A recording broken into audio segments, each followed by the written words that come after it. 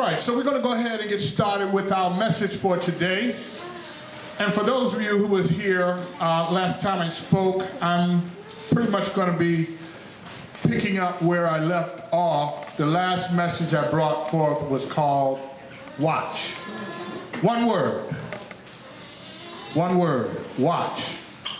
And so in looking at this one word, we had to break it down as to what are we looking for, what are we watching for.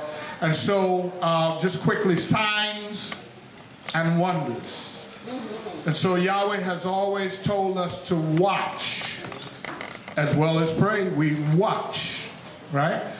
And so today, I'm going to come forth with watch 2, the second part.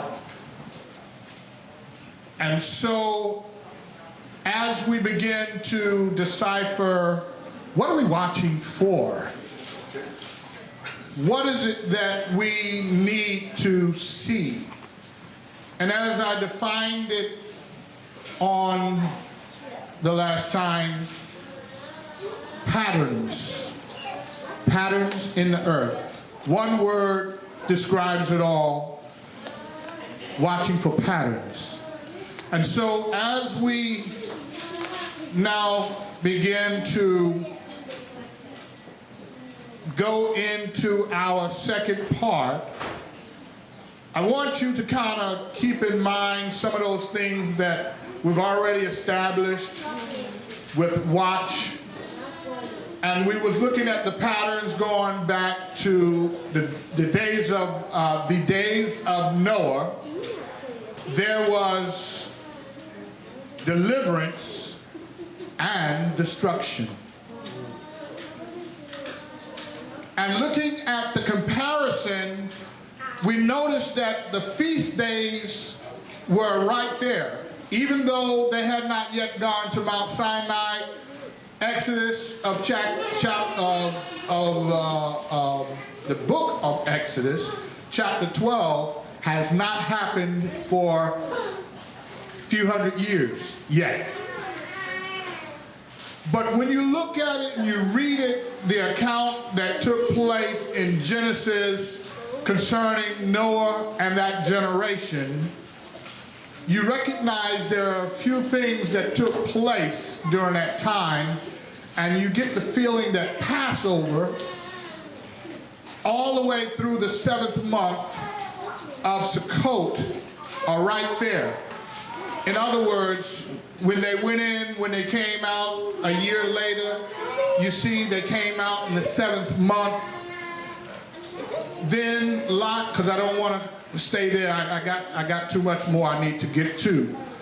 But then you can see with Abraham and Lot, another pattern where Yahweh came down and judged the nations. But there was Abraham, who Yahweh delivered.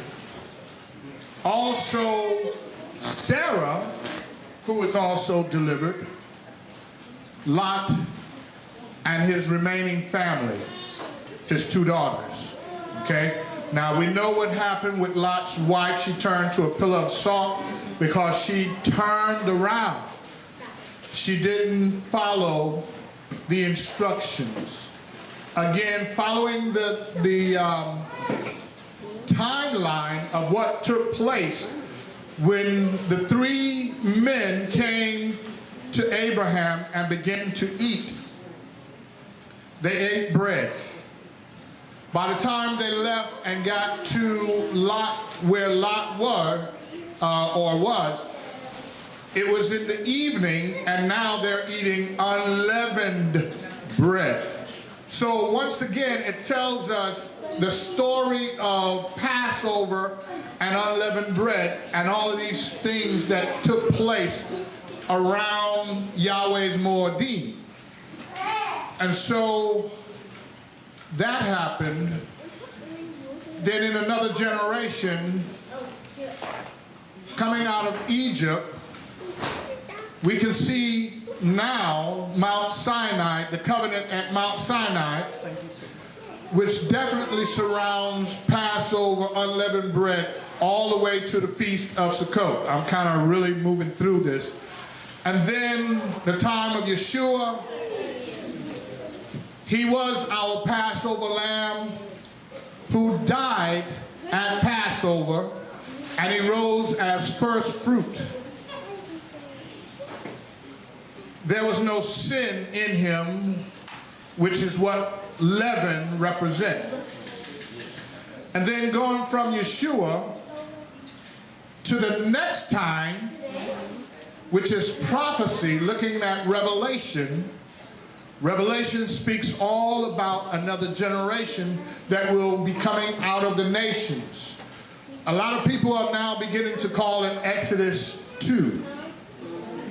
And so I want to stay within the framework that have already been laid down, which is our pattern of Passover through Sukkot. That's a 7-month period of time where you see the actions of Yahweh, where one is being judged but the other is being delivered. And so this is where we pick up today. Revelation chapter 9 will give a focus on the fall feast. Looking at the 6th trumpet, bringing in woe, woe, and woe. So what are these woes? These woes are the times of Jacob's trouble, and it defines as different from any other time in all of history.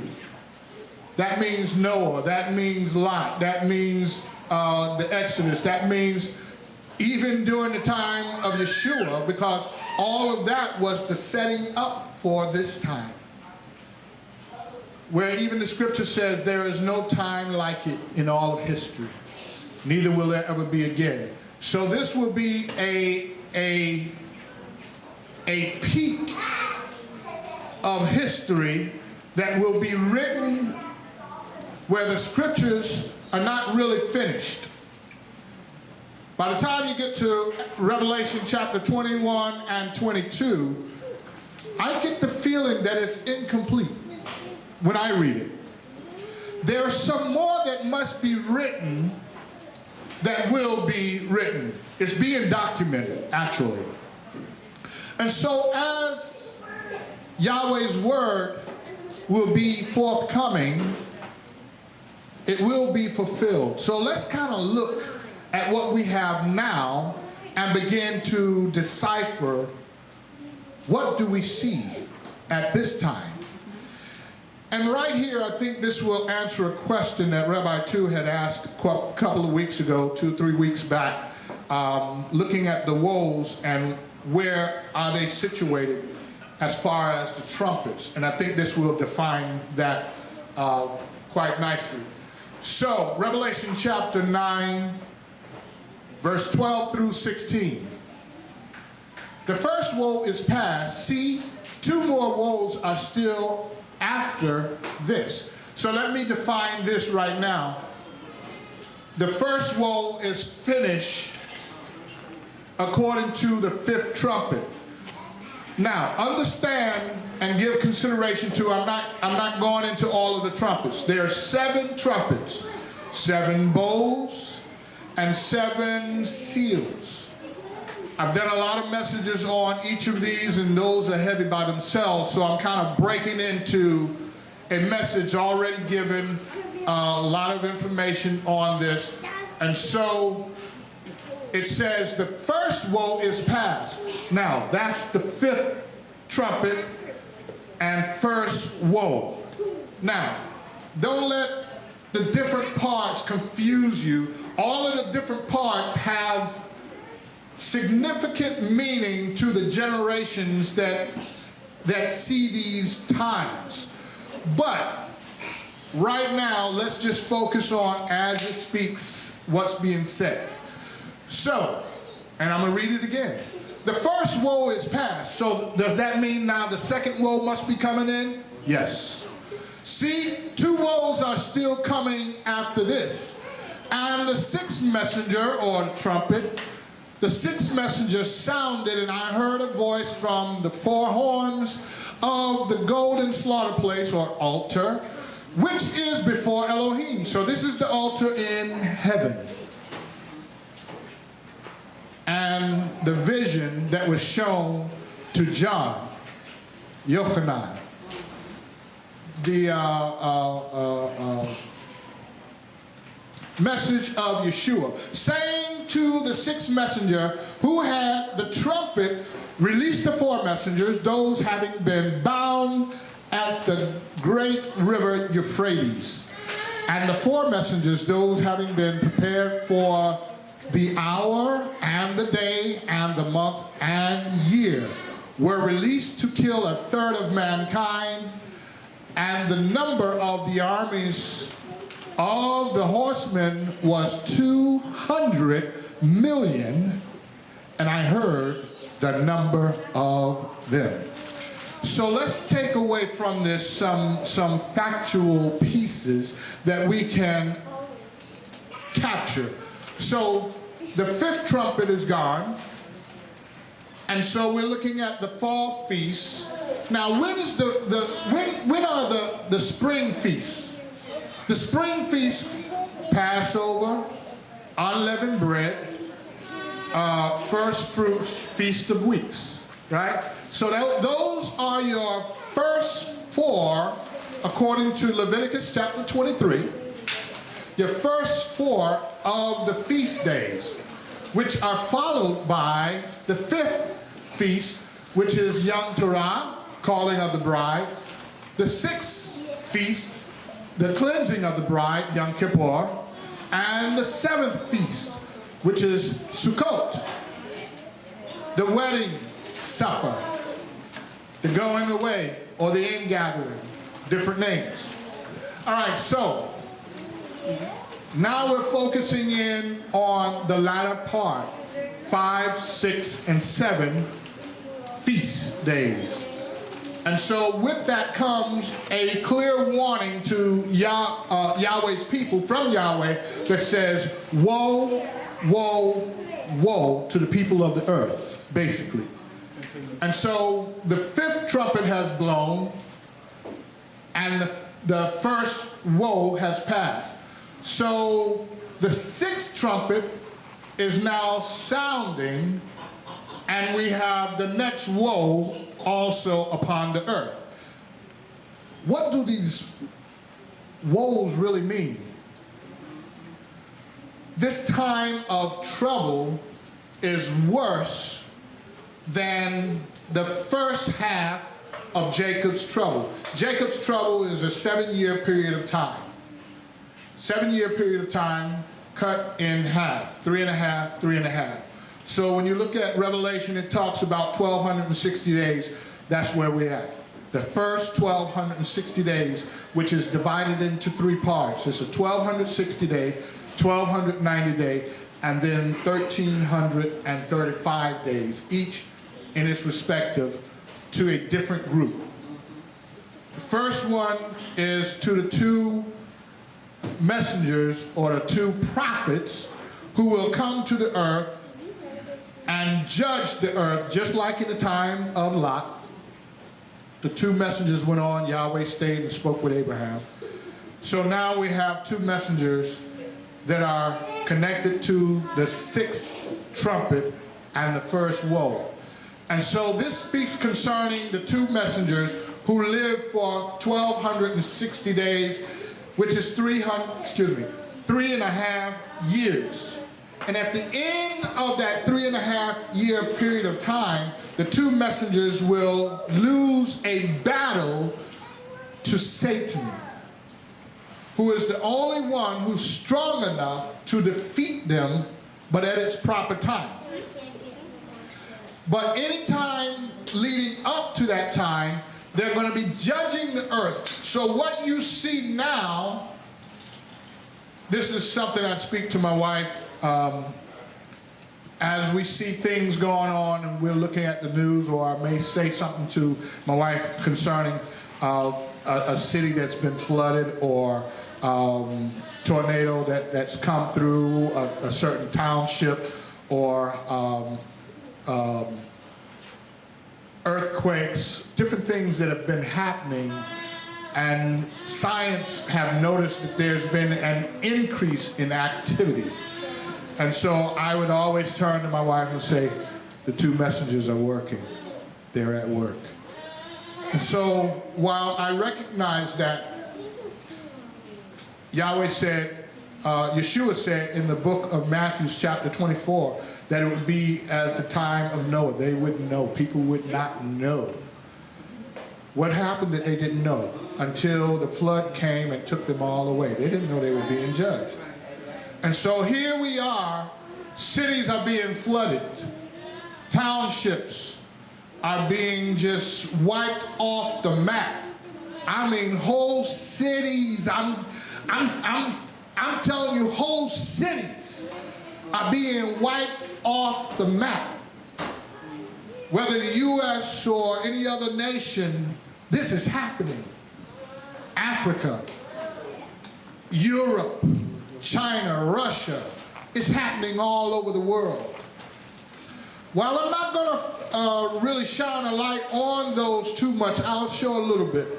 But I'm more interested today in getting some of this information out so that you see what I'm saying, so that you know what is going on. And then after that 1260-day period, the two messengers will lose their battle against Hasatan. He will defeat them.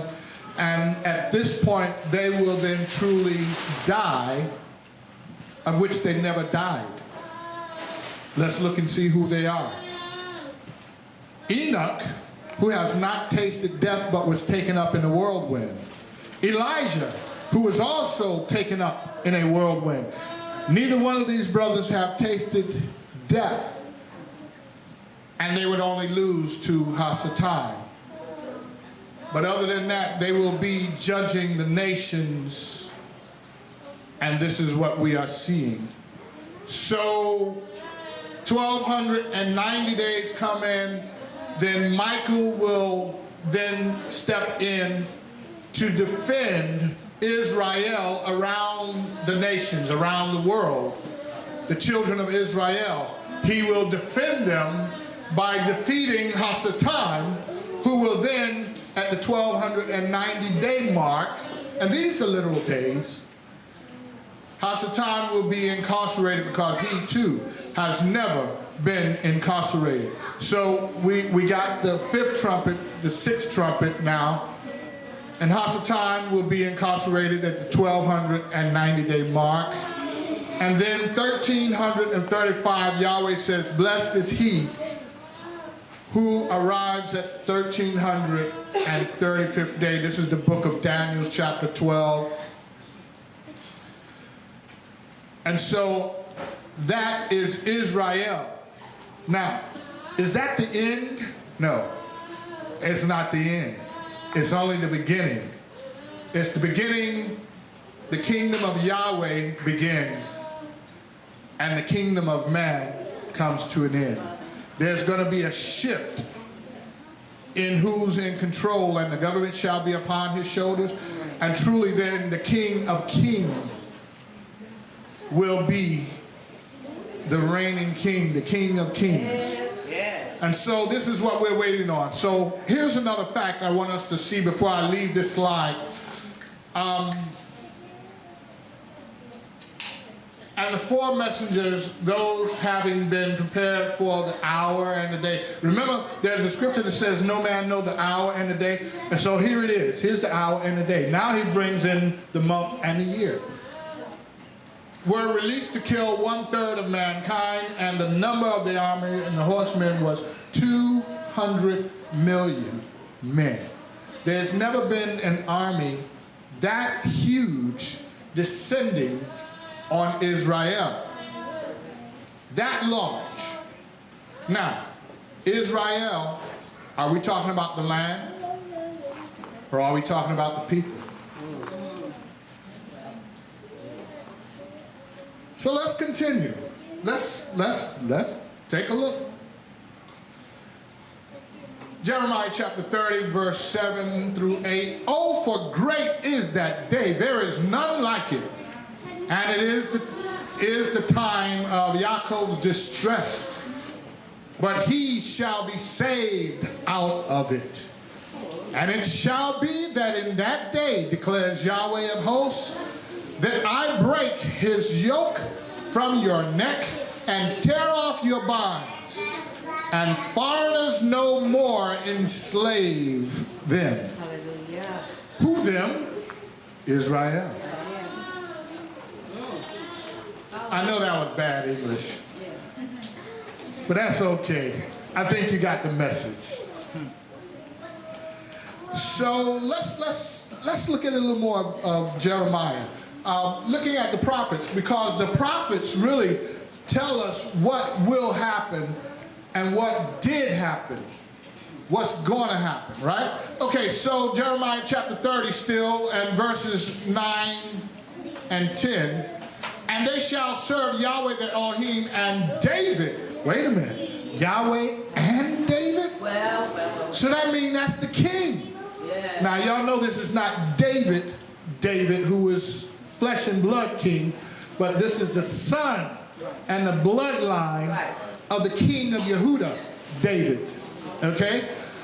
Whom I raised up for them. And you do not fear, O Yaakov, Jacob, my servant, declares Yahweh, nor be discouraged, O Yisrael, for look, I am saving you from afar, and your seed from the land of their captivity. Hallelujah. And Yaakov shall return and have rest and be at ease, with no one to trouble him. So who is this speaking of? The land or the people? So if it's somebody returning, the land don't return to the land. That's right. The people returns to the land. Right. But they're going to have peace.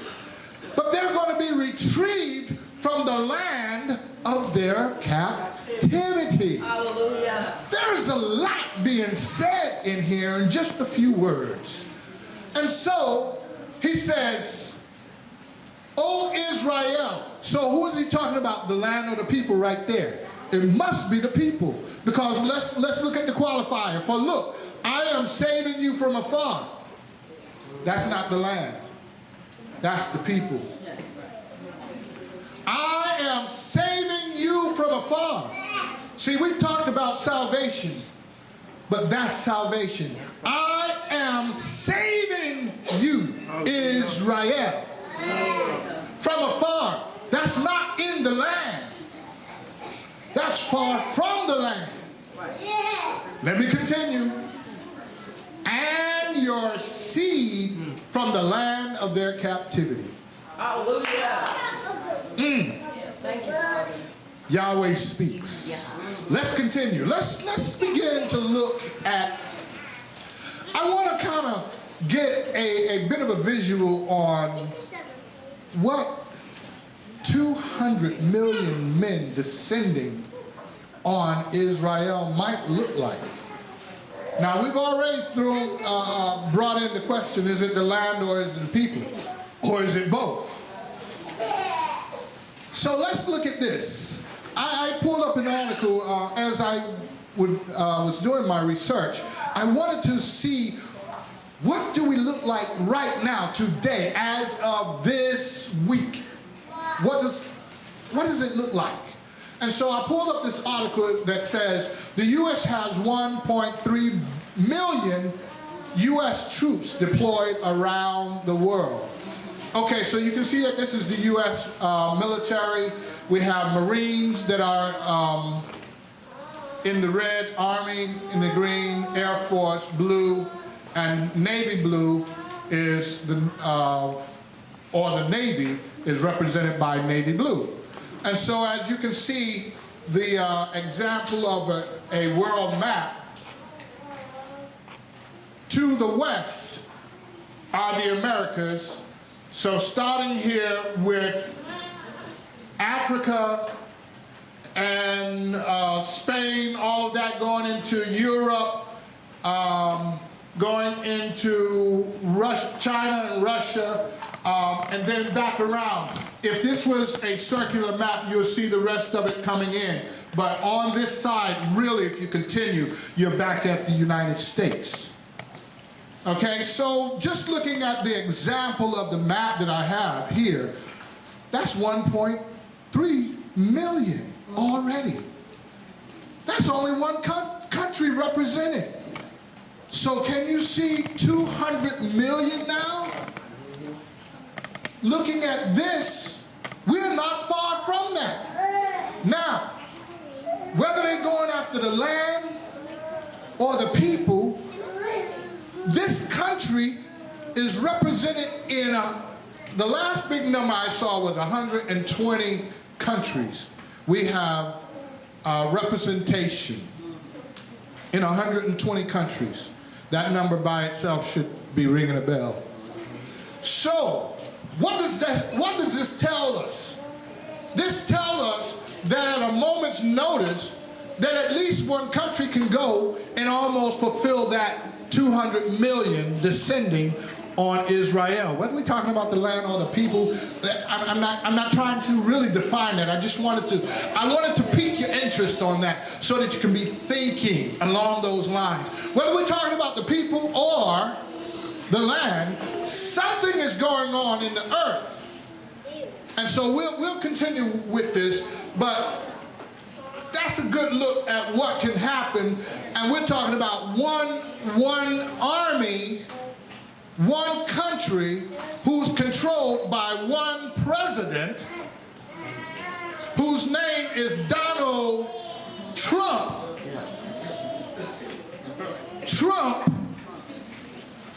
And the vice president's name is Pence. So tell me we're not in Trump-Pence. We are definitely moving through the trumpets. Yahweh has a way of speaking. Let's look at something else. Hosea chapter 4, verse 1 through 3. Hear the word of Yahweh, you children of Israel. Who is he speaking to? He's speaking to the children of Israel. Hear the word of Yahweh, you children of Israel, for Yahweh has a case against the inhabitants of the land. Uh-oh, somebody's in trouble. You remember when you was little and your parents told you, well, I know it's a little different now, but this is what I remember. Don't let those lights catch you outside. That meant, for those who don't understand that language, you're going to be in trouble if those street lights come on and you're still outside. In other words, you got some rain. You can go outside and play with your friends, but don't let your friends get you in trouble by staying out there too late. See, I had some friends that were like, my mama, they don't care. They don't care. My mama. No, mine do care. And I'm going to care if I'm caught out here. And I ain't going to go into it, but I remember me and my brother. My brother, he was messing around too long, and I'm like, John, we got to go. John, we got to go. John. He's the big brother, so I'm staying with my big brother. But how many know I wished I had known? When I got home, when we got home, oh boy, we understood. Yes, and my father's name is Big John. So I understood from that day forward, don't let those lights catch you outside. But anyway, this is Yahweh speaking now. He says, you children of Israel, for Yahweh has a case against the inhabitants of the land. For there is no truth or loving commitment or knowledge of Elohim in the land. Swearing and lying, murdering and stealing and committing adultery have increased. And bloodshed follows bloodshed. Yeah. Therefore the land mourns, and everyone living their languages. With the beasts of the field and the birds of the heavens and the fish of the sea are taken away. Now let me bring something to light here. Yahweh just reversed creation in this. Mankind, the inhabitants of the earth, right? And then everyone living, that's man, with the beast of the field. When was the beast of the field created? In the sixth day. With man. We're going backwards now. So man was created on the sixth day, and the beast of the field on the sixth day. The birds of the heavens was created on the fifth day, and the fish, fifth day. So Yahweh is showing us something, that judgment is going throughout the nations, but starting with mankind. But man is not recognizing, as the days of Noah, they're not recognizing judgment is taking place. So let me give you a little more to see.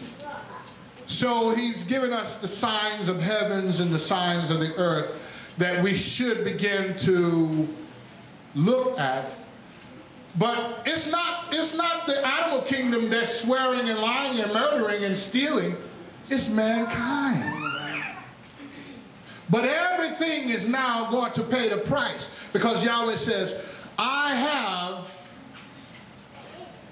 for Yahweh has a case against the inhabitants of the land. Right there, period. That I want you to burn into your memory. That little piece right there, Yahweh has a case against mankind once again, as in the days of Noah. Let's continue. Here I'm now beginning to look at the United States, and I'm shining a light on them for a particular reason, because the book of Daniel speaks about four horns and a little one that comes up.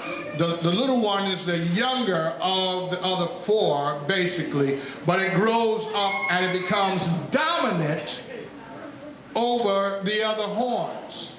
I'm not going to go into Daniel, but I just wanted to bring that to the thoughts and just have you kind of think about that a second. But this is the U.S. deploys THAAD defense system in Israel for military drills. This is May 5th, 2019, a few days ago, last week. And so while I use this as my leading article, these are articles that I pulled. Each one is an article. Everything underlined, 1, 2, 3, 4, 5. I only used 5 different articles, and below them are a little excerpts of those articles. So here are some leading newsworthy articles around the world and the United States. And so look what happened. The United States gave a defense system, and that's a acronym, THAAD. It's an acronym for a missile defense system that the United States have. And they have offered this defense system to Israel, because Israel is an ally.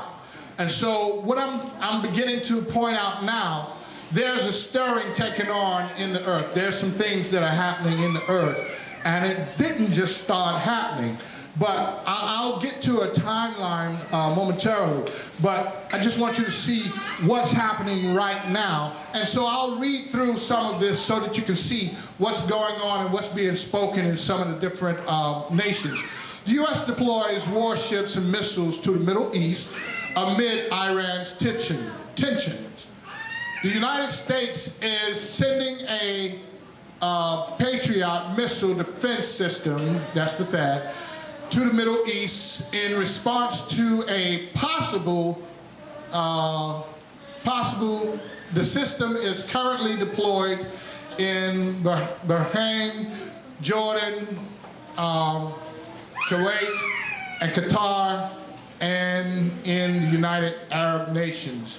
Okay, each of these are only a little snip. It may not make full sense, so I just pulled just a little bit because these are huge, each one of them, huge articles. But I just wanted to show a little bit of each one. The next one says U.S. or the United States deployed a response to Iran's moving ballistic missiles by boats. Iran is likely moving short-range ballistic missiles by boat in the Persian Gulf.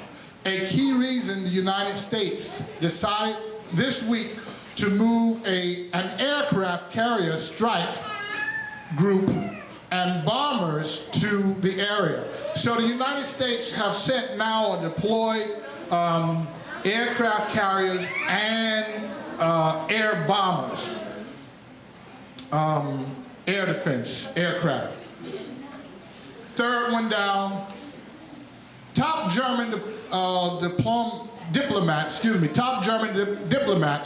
oppose deployment of U.S. mid-range missiles in Europe. Germany Foreign Minister Heiko Maas has spoke out against the deployment of U.S. mid-range missiles with nuclear warheads. Nuclear weapons buildup would be a total erroneous response. And so you can see right here where Germany is spilling the beans and saying, they're not just sending stuff over there. They got some nuclear warheads that they sent over there. You're not sending nuclear warheads unless you mean business. And so that's Germany now saying, and I do want to state that this article is a little older than all the rest of them. This one is not of this week. I had to go back a little bit to get the article that I wanted. There were articles from this week, but I wanted one to just kind of say something that I needed to get out there, which is, you know, you got nuclear warheads from the U.S. that are being deployed. Russia sends squadrons of nuclear capable bombers to Crimea in response to U.S. missile shield in Romania. The deployment of American missile defense systems in Romania came as a major challenge to Russia. And then the last one, Russia and Iran warns U.S. to stay out of Venezuela as American rivals discuss crisis. The top diplomats of Russia and Iran have held talks on the ongoing political crisis in Venezuela, where they backed the government against an opposition formally recognized by the United States. And so, as you can see, trouble is stirring. Venezuela is what? South America. And so that's kind of like right here in our backyard. And so if that don't look like trouble stirring, in other words, Russia and Iran are allies with Venezuela. So you have sides that are being chosen as to who they will fight with and defend. So let's continue from here. Iran dismisses U.S. aircraft carrier deployment as clumsy psychological warfare, and this was put out by David Brenner on May 7th. And you can see these are two different images of warships, or one warship and two aircraft carriers. For those who have been in the services, you can recognize which is which. Well, the smallest one is a warship. The other two are huge. If you've never seen an aircraft carrier, they're big as a city. They carry about a city on them. Rabbi Two's one of his best friends that he grew up with in Washington, D.C., is a Navy man, and he invited us to come spend the night. So we got an up-close look at the vessel, and they did mock trials on it where somebody started firing guns, but it was you know, the show, it was what was it, a family and friends day. So we got to go on and see them as looked like, you know, pirates were taking on the ship or whatever. But we also got to see airplanes taking off from the ship. And this ship was so huge that it just housed many aircraft. And so this is monstrous. I'm telling you. We saw one of the airplanes do supersonic booms where it was already flying.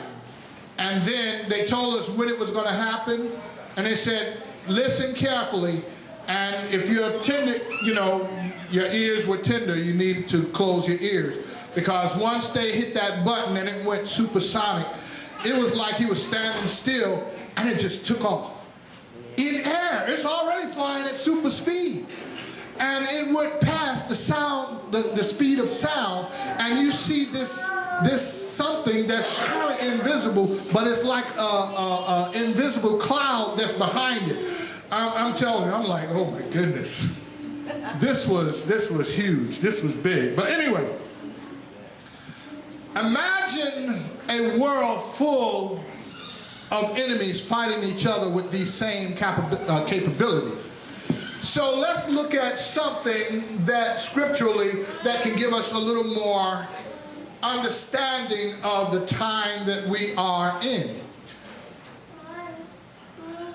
Isaiah chapter 17 verse 1. The message concerning Damascus. See, Damascus ceased to be a city and shall become a heap of ruin. Verse 7.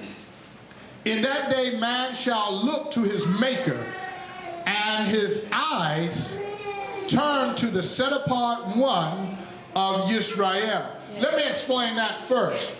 This sign that I'm speaking of is when you see when you see Damascus cease from being a city, a country, a city, because it's really the capital of Syria, then know that in that day, when you see Damascus fall, that man shall look to Yahweh, his maker,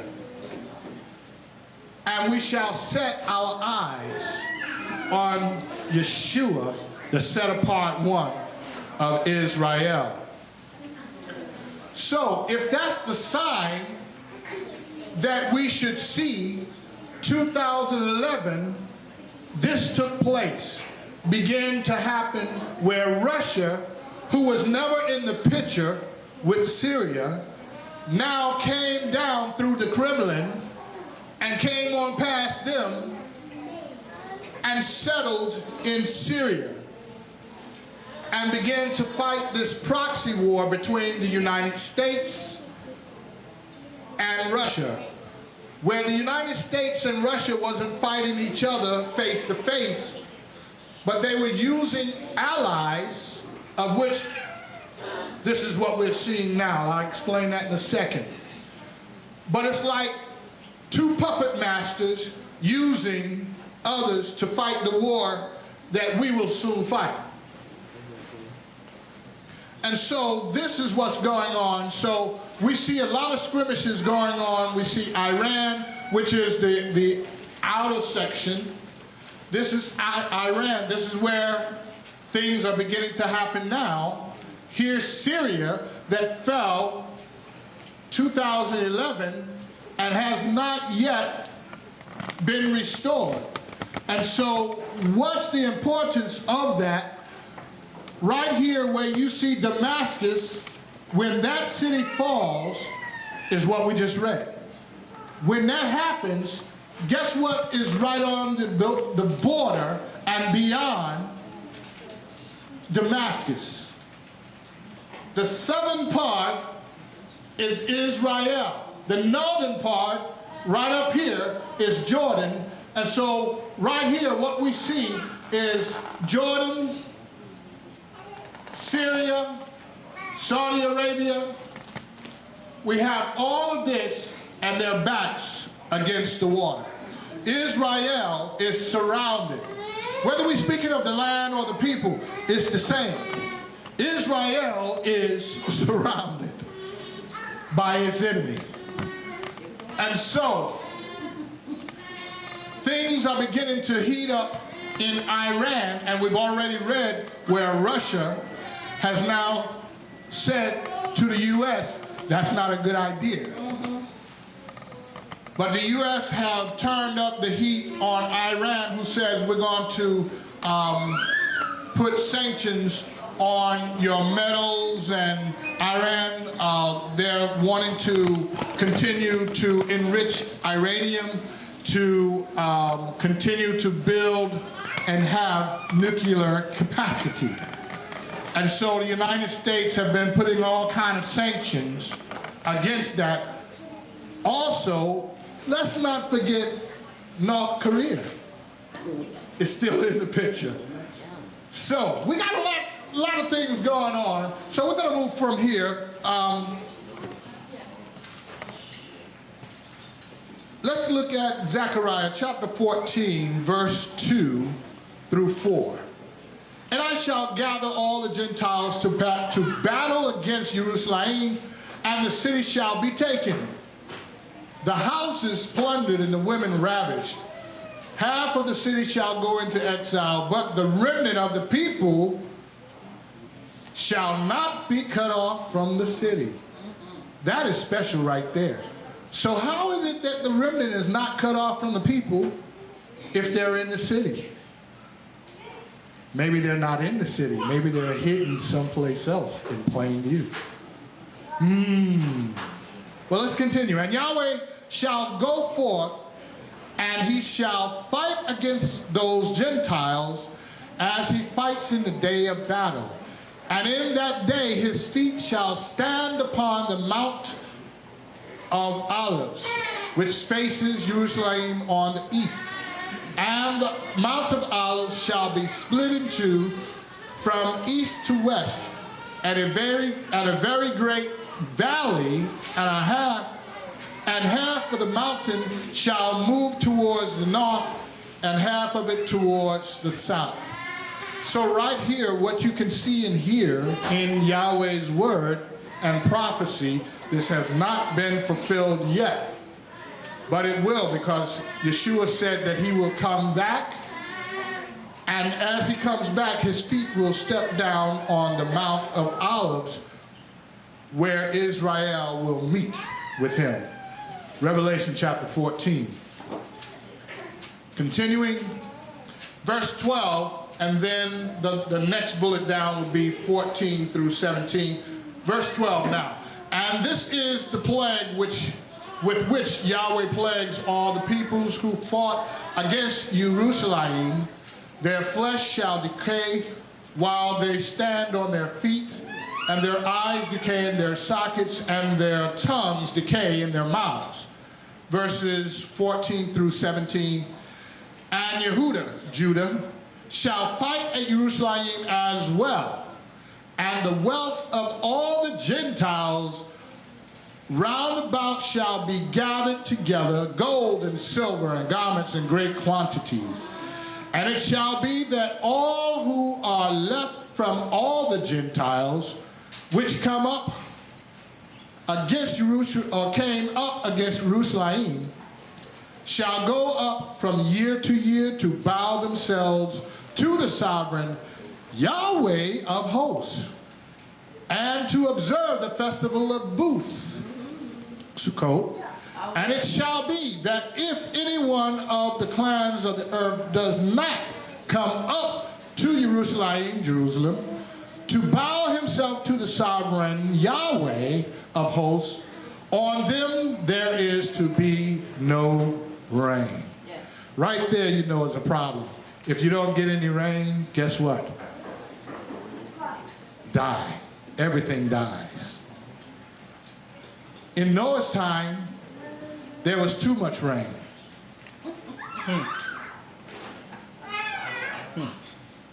In our time, some people will not get enough rain. And those are the ones who refuse to submit to Yahweh's authority. Wait a minute, I thought it was Yahshuah who sits on the, or stands on the Mount of Olives. Well, right here, he's called Yahshuah. It says, and it shall be all of those and it shall be that all who are left from all the Gentiles. So this is a war with all the nations. Now, we just saw some examples of what's starting to stir. Not just now, but what's happening with which came up against Jerusalem. So now vengeance is Yahweh, because the nations came against Jerusalem, and Israel, his people, shall go up from year to year to bow themselves to the King, the sovereign Yahweh of hosts. So is this Yahshuah now Yahweh? Yahweh is Yahshuah, Yahshuah is Yahweh, simply put. And so all people, all nations will do what we are doing now. What we do are the feasts, both the spring and the fall feast. But recognize when this will happen. The focus is on the fall feast. So we're not running around and saying any day now. Right now, at this very moment, we're in the spring feast. So we understand really well Yahweh's timing. It says, no man knows the day nor the hour, but he says, let me show you the day, the hour, and the month, and the year. Right? We're not going to get into numbers right now, but remember, when you see that 200 million men ascend on Israel, whether in the land or out of the land, when you see 200 million men begin to go against Israel, know what takes place right after. That was the sixth trumpet. So the sixth trumpet, if there's 7 trumpets, what trumpet is left? The 7th trumpet. Which is the last trumpet. And let me not say that too hard, because there is another what's called and the last trump, right? So, but let's take a look again at what's taking place around the nations. And so these are images, a little bit of a collage that I put together. And I would say this is the results of judgment. The 2 witnesses who are moving through the nations or judging the nations. So we're still within that 1260-day period, or 3.5-year period. This is extreme weather 2019.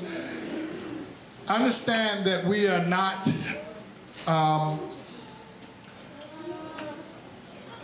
this is the 5th month. We're not even halfway through this year yet. And so here's some images that I want you to kind of take a look at. And so it says, state of emergency for Canada with some water levels expected once every 1,000 years.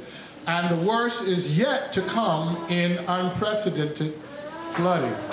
And so none of these represent Canada. That's just one of the articles out of many that I could have chosen. That's just one article. Now I wanted to show you some images, and those are 3 different images from around the world. Each one represents a flooding where you can see the houses that have been flooded. The second one in the middle, there's a man with an umbrella. The water is up to his waist, and that is street level where cars should be.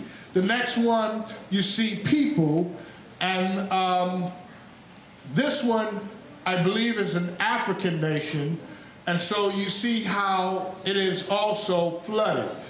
Continuing on, that was man. Let's look at the animal kingdom now. These, again, is a collage of 4 different images that I wanted to bring, none of which I wanted to bring anything too strong, so I used some random selections, but I was very careful about the images that I wanted to show. In other words, I didn't want to show anything too strong. Looking at this, and you'll understand why.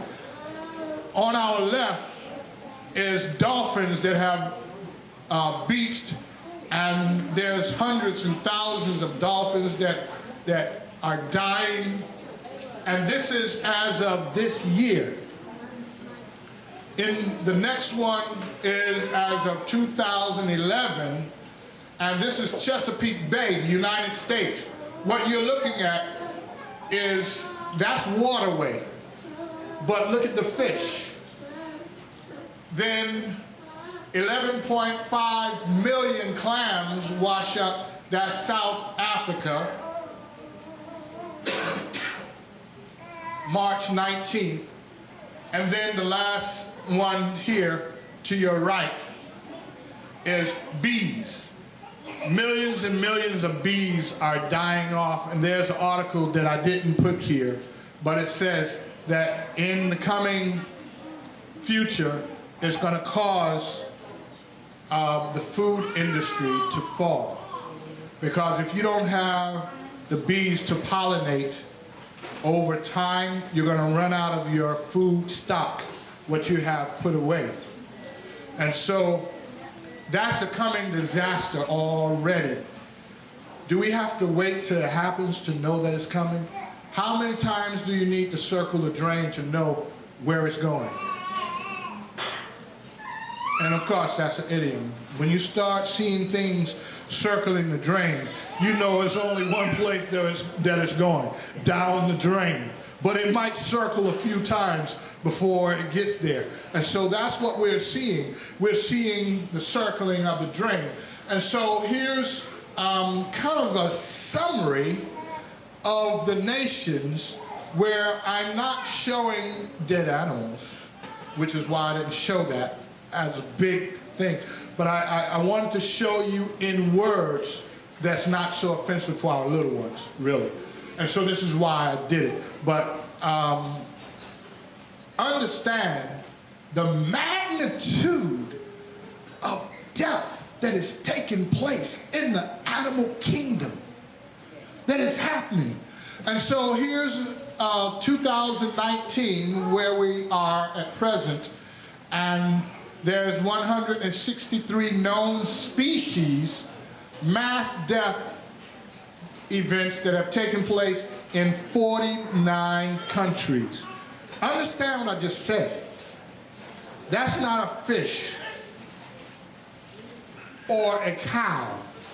That's species, where hundreds of different individual species lay dead. And we haven't finished 2019 yet. And it's 163 known mass deaths that has taken place in 49 countries. 2018, 388 known deaths in 68 countries. 2017, 454 known mass death events that took place in 82 countries. 2016, 556 known mass death events in 81 countries. 2015, 828 known mass death took place in 96 countries. 2014, 651 events in 76 countries. 2013, 798 mass death events in 93 countries. 2012, 465 known mass events took place in 67 individual countries. And so in other words, in each of these countries, there's mass death of animals. Remember where we have already read in Hosea chapter 4, where Yahweh said, I have a case against the inhabitants of the land. And we'll get there, but there's another scripture of Revelation that speaks concerning the nations. I'll get there in a few minutes. I'm actually almost finished. 2011, there is no description, because when this started happening, they didn't know that this was going to be an ongoing thing. So when they saw this happening in 2011, okay, you know, next year we'll see what happens. And then the next year, and then the next year. And so they began to keep records saying all of these things that happened. But 2011, one of the things that alerted them was these black birds, beautiful black birds with this red patch on them, they were called BB, began to just fall out of the skies. And remember, they kind of made every kind of excuse they could. Oh, it was thundering and lightning, and people who set up some firecrackers and scared them, and they came up with every kind of excuse they could. Well, what about the other years? And it's funny that the names of those black birds that was falling out of the skies, they were just falling off trees, out of the skies, flying onto the roofs of the house. It was raining birds, in other words. And as people drove down the highway or the streets, they were rolling over bird carcasses. And so science began to collect them and to try to figure out what's going on. Well, if you read the scripture, you understand what's going on. And so the funny thing about this first bird, which was a black bird, beautiful, they called them BB. And do you know that's the same name the Prime Minister of Israel goes by? Netanyahu. He's called BB. I don't know, I'm just saying. Let's go, let's continue to move. All right,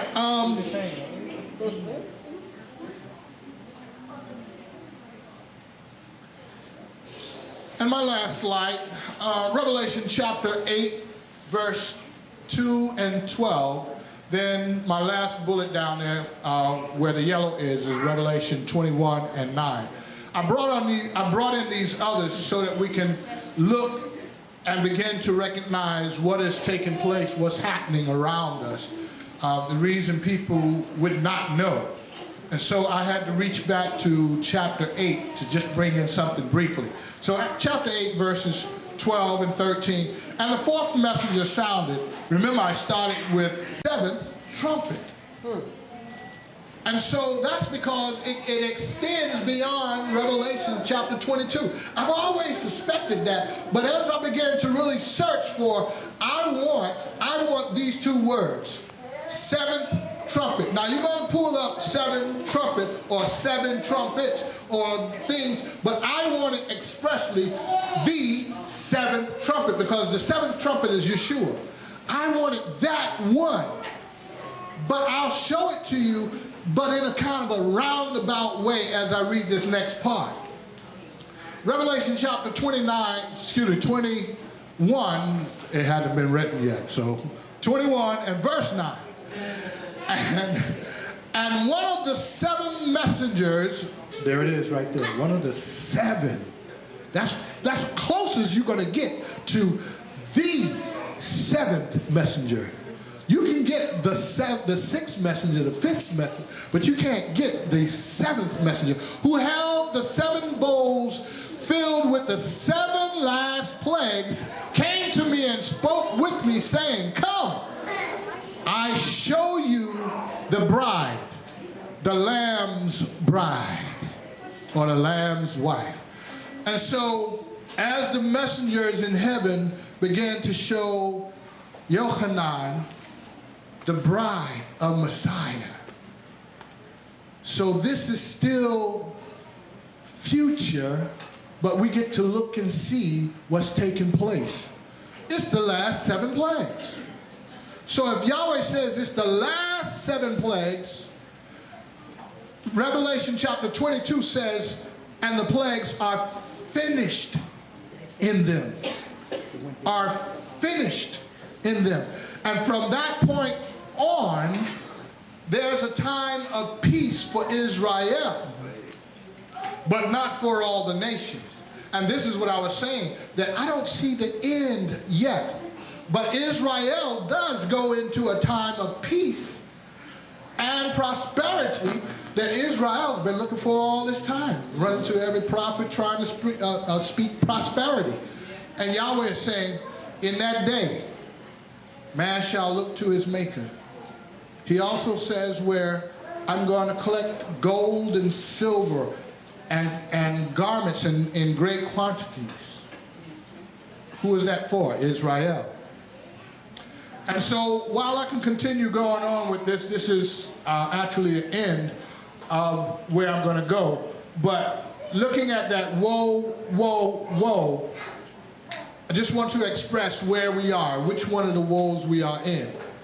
According to what we've read, I believe the 5th woe has, or the 5th trumpet has already sounded, but it's not complete, because in order for it to be complete, the 2 messengers at the end have to die. I believe they're still alive. That's the 1260-day period. I believe we are still in that. But there's an extended period that goes beyond that, which is the 1290, where the 2nd woe will then close out. And this is what I've been working on with the 200 million. When you see the 200 million men converge on Israel, I must say it again, whether we're talking about the land or the people, when you see that take place, then know the 7th one comes quickly. Matter of fact, in Revelation chapter 21 and 22, it says, behold, and I come quickly. At least 3 times I saw it. And I come quickly, and I come quickly, and I come quickly. So what comes quickly? The 7th messenger, the 7th bowl, and the 3rd woe. So when the 6th, the 5th woe, I believe, is almost up, but then we have to complete the 2nd woe, and when the 2nd woe is completed, the 3rd woe comes, and it's going to be the worst of all. But in that, I believe Yahweh will collect Israel. He will gather them very quickly and take them out of harm's way, because the nations then will sit in judgment. And as they sit in judgment, he says, and I will lower them to the mountains of Israel. Right.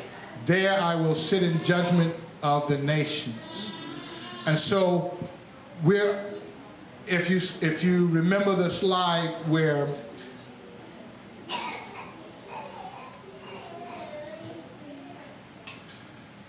we're almost there. We're almost there. Anything in art, or the little yellow that sticks out, and the little bit of water that's there covered by some brown,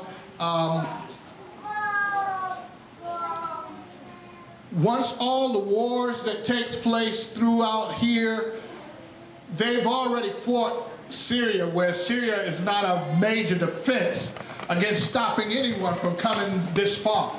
All they need to do now is come on through, because Russia has this side, or excuse me, Russia is over here, United States is over here. They're fighting these proxy wars with the Kurdish people and Assad over here. And so once that finished falling, they're in the mountains of Israel, which is over there, and he says, now I will sit in judgment of the nations. How many can see we're there? It's just a matter of time. Cry aloud. Can we give Yahweh a praise in the house? Hallelujah. Hallelujah. Do it, y'all. To he that hath an ear, let him hear what the Spirit is saying to the churches. And to them who may not know this, it's not a brick building, but we are the churches. The same body that you serve with, the same one.